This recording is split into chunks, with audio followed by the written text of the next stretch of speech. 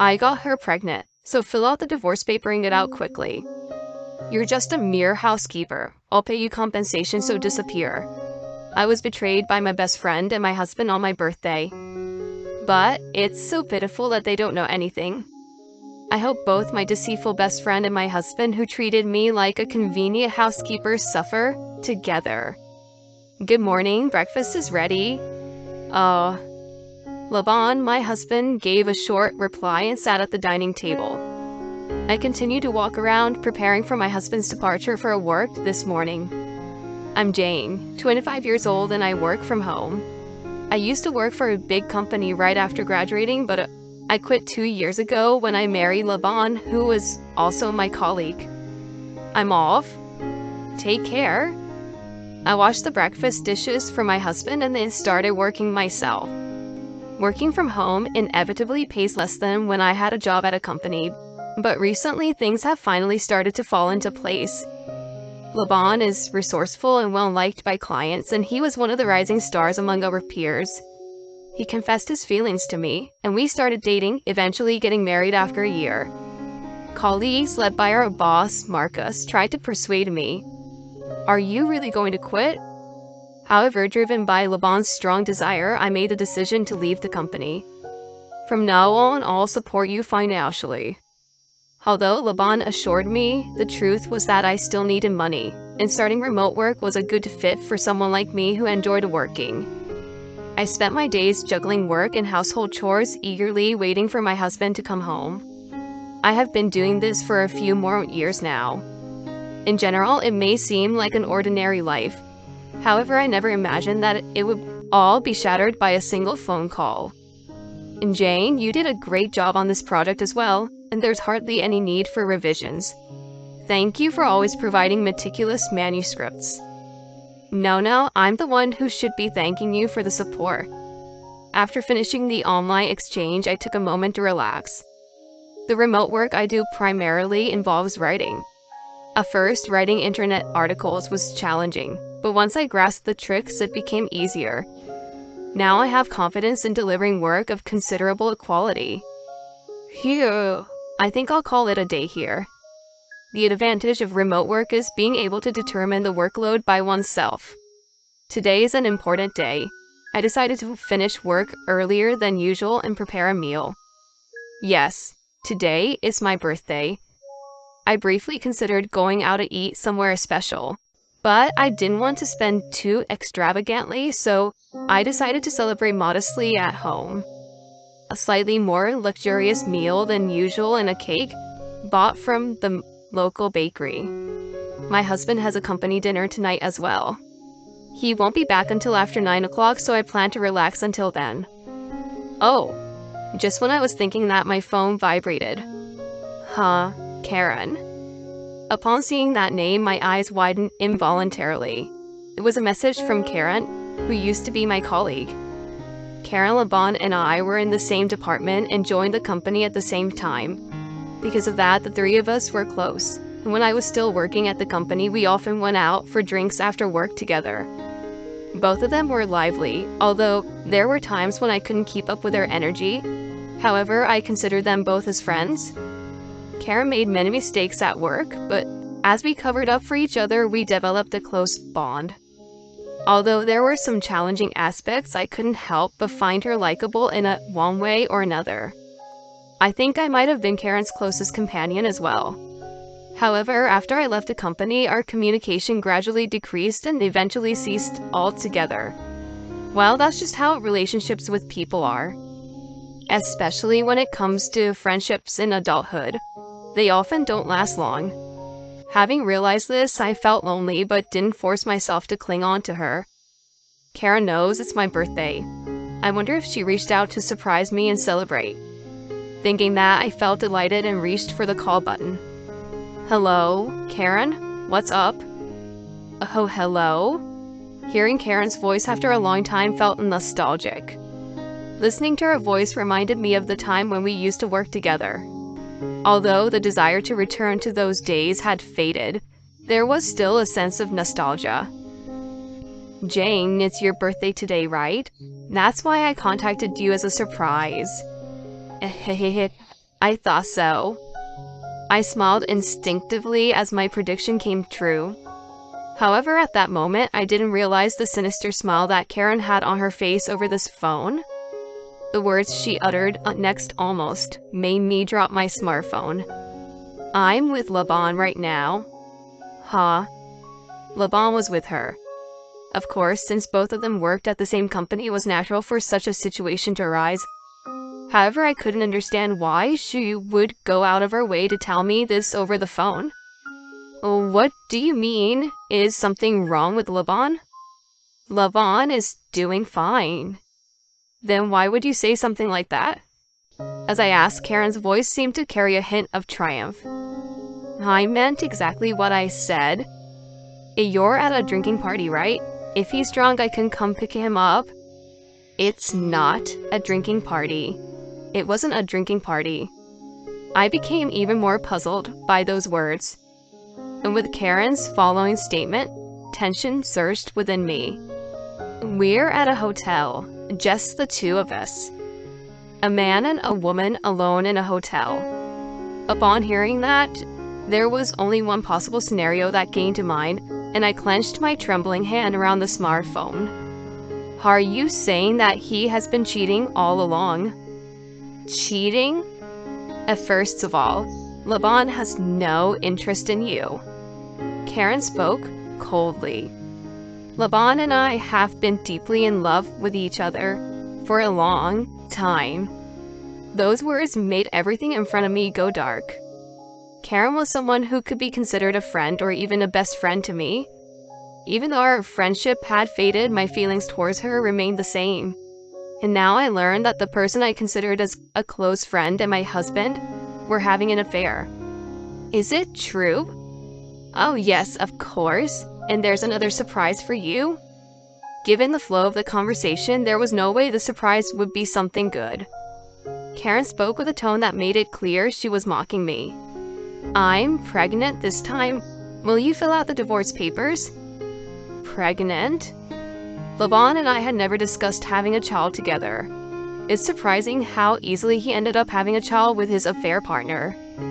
So, you've been betraying me all along." I finally managed to say it. Karen laughed and replied, "Betrayal? Weren't you just a convenient woman for him?" I had no idea that Karen thought of me in such a way. I had always believed that Karen also considered me as a friend. I stumbled and placed my hand on the table. The meal I had just prepared was already starting to cool. "And Laban, you said he's there with you, right?" "Yes, would you like to talk to him?"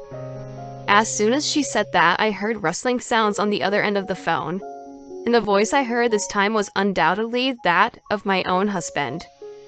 "Jane, happy birthday." It was the same words he said to me last night, but Laban's tone of voice was much colder this time. "Laban, what does all this mean? Are you saying that you've been having an affair with Karen?" "Obviously, that's what it means. You can't even grasp the situation. You really are clueless." The reason Laban was attracted to me was apparently because of how I performed when we worked together as a team. I've always been attentive to details, and I've applied that in my work. "Jane, you're really quick to grasp the situation, and I appreciate your attention to detail." During a celebration party for our successful teamwork, I happened to be sitting next to Laban, who approached me and said those words. I was delighted. "That's not true. It's because of your bold thinking and creativity that we succeeded." Laban was the opposite of me. He was someone who looked at the big picture rather than focusing on the details. That's why there were times when we clashed in our team.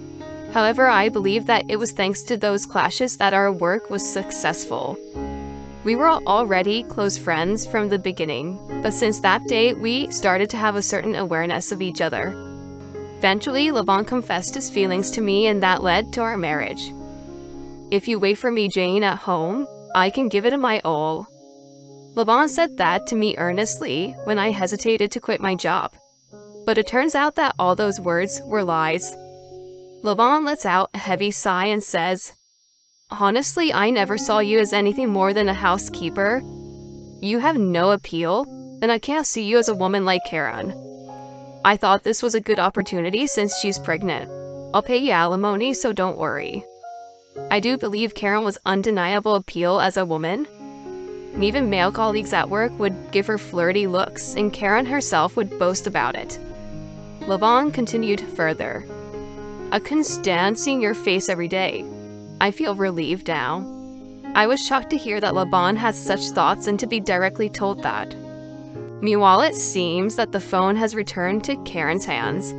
She appears lively and is belittling me again. That's why I'm asking you to get a quick divorce, okay? However, after taking a deep breath, I asked as a final confirmation. Is that okay? Huh, of course it's okay, isn't it? Karen seemed surprised by my unexpected response. I continued to speak to her. I'm renting this place, so I'll send your stuff there. Can you give me your address?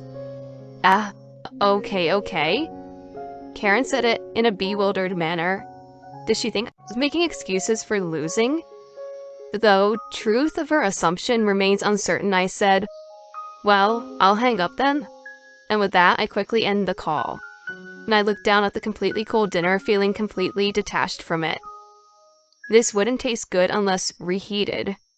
By general standards, this would be the moment for me to shed tears, betrayed by both my best friend and husband on my birthday of all days. However, I didn't shed any tears. Instead, I muttered under my breath, I hope both of them become miserable. Yes, I know that both of their lives won't go well. It happened about a year ago. I received a call from Marcus, my former boss at the company. Marcus was a person of great integrity and generosity, someone I would turn to when I was in trouble. He had taken care of me since I was a rookie. Even when I left the company, he expressed deep regret. With nervousness, I answered the call from him. It's been a while. Is there something you wanted to talk about? Upon hearing that, Marcus replied in a serious tone. Oh, I want to meet and talk to you about something, he said. Since I have a job with flexible hours, I arranged a meeting day that suited Marcus's schedule. It's been a while, June. Yes, it has. So, what brings you here today? We met at a quiet cafe. We ordered drinks for now, and I asked him. Marcus let out a sigh in response. He seemed deeply troubled by something. Actually, it's about Laban. Something about my husband? Could it be that he did something wrong at work? Laban seemed normal as usual, but I started to feel anxious. However, Marcus shook his head and said, It's not about something at work. And then with determination he spoke. Actually, the other day I saw Laban entering a hotel with another woman in the downtown area. But not company gatherings. He has been saying negative things about you. What? I was shocked by Marcus's words. Laban had been attending more company gatherings during this time, and he would often come home late. However, he never showed any hint of such behavior. But Marcus was not the kind of person to make up such lies. I knew that he was opening up to me like this because he cared about me. Still, there was a part of me that didn't want to believe it. Thank you for your advice, however, I still find it hard to believe. That's understandable. I just thought it would be better to let you know before you get hurt any further. It might be worth being a little more observant of his actions. Gratefully accepting Marcus's advice, we parted ways that way. And since then, I tried to gather evidence of Laban's infidelity. To my surprise, it kept pouring out. Knowing how to unlock his smartphone, I would sneak a peek while Laban was asleep. There, I discovered exchanges of messages with various women. I captured all of it in photos. Afterward, I began to track Laban's movements on weekends. As a result, I witnessed him entering hotels with women multiple times. Working on weekends is so tiresome. He would often complain about it, but that was mostly a lie. In reality, he was engaged in his affairs. Of course, I captured that too, in photos. Thanks to that, I now had dozens of pieces of evidence in the form of photos and videos, which would undoubtedly ensure my victory in court. Finding out that Laban was cheating was honestly heartbreaking and infuriating. But more than anything, I felt a strong sense of disbelief. If he had only cheated with one woman, I might have thought he was just being fickle. But with his indiscriminate actions, it seemed like his brain was controlled solely by his lower desires. At that point, my feelings for him had completely cooled off. Laban had always left all the household chores to me, demanding perfection, while he attended countless drinking parties. So, it was not surprising that thoughts of divorce crossed my mind. I was shocked by the surprise from Karen because I never expected her to be involved with Laban. Laban's direct insults were, of course, hurtful. But once everything had surpassed a certain threshold, I began to think that the timing was actually quite good. It seemed like a great opportunity to declutter my life from these two individuals who were no longer needed. Later on, I sent Laban's belongings and the divorce papers together. And on Karen's birthday, several weeks later, I sent her the evidence photos of Laban's affairs with other women that I had collected. Furthermore, I added a message to the package. I know it must be tough dealing with a debt repayment, but hang in there. Indeed, Laban had a significant amount of debt. Laban had an ambitious and daring personality, which led him to get caught up in gambling at one point. I learned about it after we got married, and I had been saving money to help repay it since there was no other choice. I believed as a married couple, we shared responsibilities and obligations. But as a divorced woman, I had no obligation to repay his debt. The money I had saved was in my own account, so there was no worry of Laban taking it away. What do you mean? Karen responded immediately. Don't you know? Laban has a massive amount of debt. I have saved some money to help with the repayment, but of course, I have no obligation to assist anymore. Karen, he's your husband after all. Do your best to help and repay the money. And then, I didn't ask for your opinion, okay? I received a message, but why did I even need to hear that? I ignored it and blocked Karen. By the way, I had blocked Laban a long time ago. This truly marks the end of any connection with the two of them. I felt refreshed.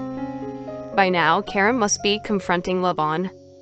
The thought of their interaction made me laugh. Months after the divorce, Marcus contacted me again. This time, it was through written communication rather than a meeting in person. It seems Laban and Karen are constantly fighting and living in the worst kind of marriage. It's no wonder. I had sent them all that evidence. There was bound to be animosity. But even so, didn't Karen imagine it? That Laban was not only cheating on me, but also engaging in such activities with other women? Now, she probably didn't imagine it. She must have believed she was special, the only one. I heard that Karen is being demoted now. I heard she was originally a candidate for demotion due to her constant mistakes. Perhaps her turbulent marriage further affected her performance. In addition to the delay in repaying the money he wasted on gambling, it seems that Laban's situation is also deteriorating. There have been increasing complaints from business partners as well. I heard later that Karen's family used to be wealthy. Knowing Karen, she probably told Laban about her family's affluent background. And Laban, thinking he found a way to repay his debts, cleverly took advantage of it. But now they are living in a modest household. There's no doubt that they have no room to spare for repaying Laban's debt. Moreover, with Karen being demoted, her salary is likely to decrease. The future looks bleak for both of them. Karen has always had a penchant for buying luxury brands and has been living a lifestyle that doesn't match her salary from the beginning. In a way, they might be a well-matched couple. They asked me to give them your contact information, but I declined. Marcus said that, and I expressed my gratitude. I want nothing to do with them ever again. I have no desire to forgive them or even see them, regardless of how much they try to approach me now. If those two end up in ruin, it's not my concern. As for me, my remote work is going smoothly and I have enough income to support myself. In addition to the savings I had set aside for repaying Laban's debt, I received ample compensation. It's almost laughable how easily Laban agreed to pay the compensation. It was likely meant to come out of Karen's money. Reflecting on it is truly absurd. Laban borrowed money from questionable sources, and the debt appears to be increasing day by day. A man who always relies on others must be feeling quite anxious right now. I have plans for significant projects in the future, and I'm confident in living a stable life. My life is just beginning. I intend to make up for the past few years and find happiness.